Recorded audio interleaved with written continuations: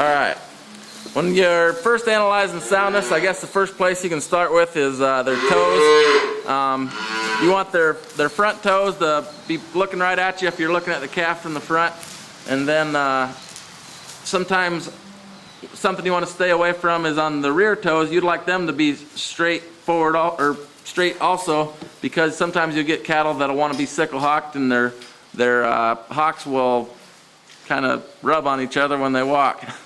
All right, now that we got their front toes pointing in the right direction, we've described that.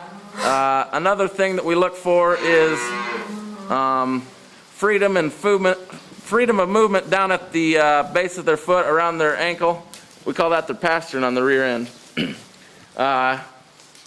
Sometimes, not on this particular heifer, but you'll see an animal that will be a little clicky or rigid in her movement on her back ankles, and it doesn't take much of a judge to spot that in the show ring.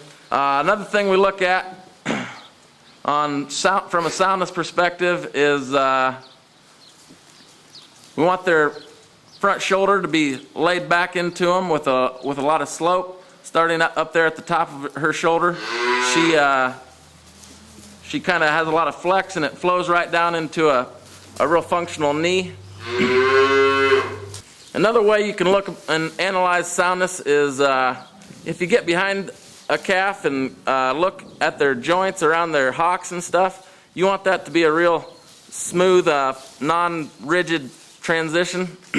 If you get a calf that's too straight on the rear legs, sometimes they'll get a little bit of fluid back there in their hocks, and that's going to restrict their movement, and they're not going to get around in a show ring or in a feedlot setting.